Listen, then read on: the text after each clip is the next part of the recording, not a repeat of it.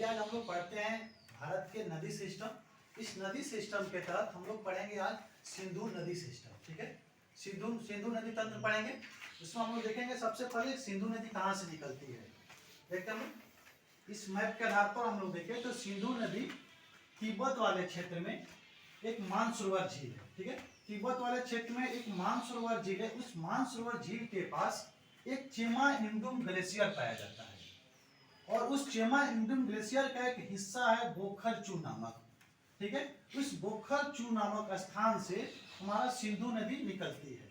ये निकलने के बाद ये भारत में लद्दाख क्षेत्र में पहुंचती है और भारत के लद्दाख क्षेत्र में दमचौक नामक स्थान पर भारत में प्रवेश करती है। यहाँ पर प्रवेश करने के बाद यह लद्दाख में ही दुंगाती नामक स्थान पर एक मोड़ बनाती है और वहां से लद्दाख एवं जास्कर श्रेणी के मध्य से बहना शुरू करती है। इस पर आगे चलकर गुंजी नामक स्थान पर यह 5200 मीटर गहरा एक गर्ज का निर्माण करती है। इसे भारत के सबसे गहरा गर्ज है। आगे यह पीओके में प्रवेश करती है और पीओके से बाउंड्री पर भारत और पाकिस्तान के सीमा पर चिलास या दर्जिस्तान नामक स्थान से भारत से बाहर निकलती है। ठीक है, आगे हम लोग देखें तो यह अटक नामक स्थान पर यह पहाड़ी क्षेत्र से मैदानी क्षेत्र में प्रवेश करती है। मैदानी क्षेत्र प्रवेश कर जाती है एवं आगे यह मिथनकोट के पास 5 नदियों के जल प्राप्त करती है और यह इस 5 नदियों में हम लोग पंचनद भी कहते हैं और ये कराची के पूर्व में अरब सागर में विलीन हो जाती है। इसका उद्गम क्षेत्र देखें हम लोग, ये 3 देश में, एक तिब्बत जो इस पर चाइना ने अधिकार कर लिया है, दूसरा भारत और ये पाकिस्तान। ये पूरे 3 देशों में बहने वाली नदी है।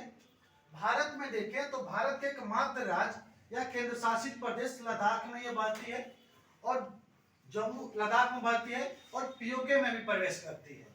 ये भी हो सकता है पीओके से पार करने वाली नदी सिंधु, लद्दाख से प्रवाहित होने वाली नदी सिंधु, 3 देशों से बहने वाली नदी सिंधु हो जाती है।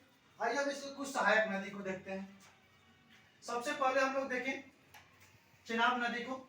ये हिमाचल प्रदेश के बाड़ा लाचा दारा नामक स्थान से 2 जलधारा निकलता है। यहाँ से एक चंद्रा और एक भागा। ये चंद्रा और भागा हिमाचल प्रदेश से जो 2 जलधारा निकलता है वो हिमाचल प्रदेश में तांडी नामक स्थान पर मिल जाता है और यहाँ से चेनाब नदी के रूप में निकलती है। चेनाब नदी हिमाचल प्रदेश से जम्मू कश्मीर में जाती है।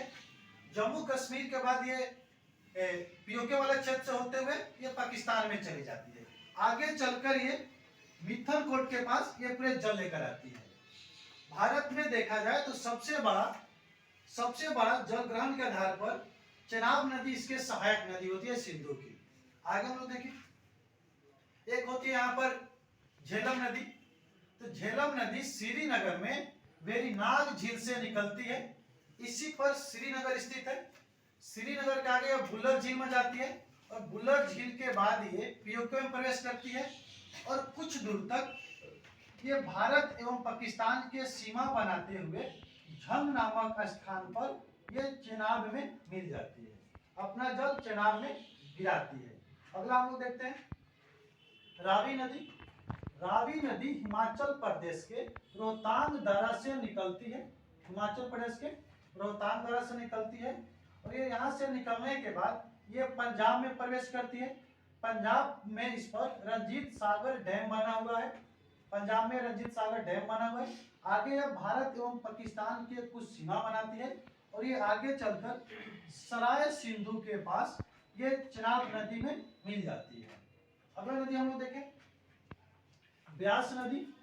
ब्यास का उद्गम हिमाचल प्रदेश में ब्यास कुंड नामक एक झील से या एक स्थान से होता है। ब्यास कुंड से निकलने के बाद ब्यास नदी हिमाचल प्रदेश से पंजाब में प्रवेश करती है और पंजाब में हरिके नामक स्थान पर एक बैराज बना है। इसको हरिके बैराज कहा जाता है।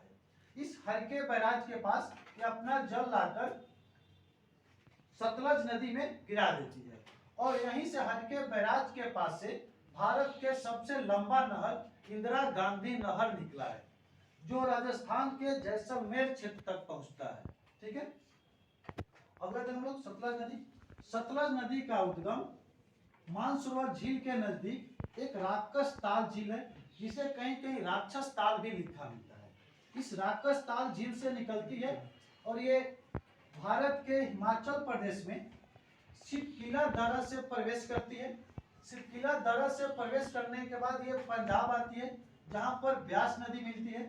ब्यास नदी के मिलने के बाद पंजाब से आगे निकलती है और ये पाकिस्तान में बहावलपुर के पास ये चनाब नदी में मिल जाती है। इन 5 नदियों के मिलने के बाद ये पूरे पंचनद के नाम से यहाँ तक फेमस होता है और ये मिथनपुर के पास अपना जल सिंधु नदी में गिराती है। ठीक है।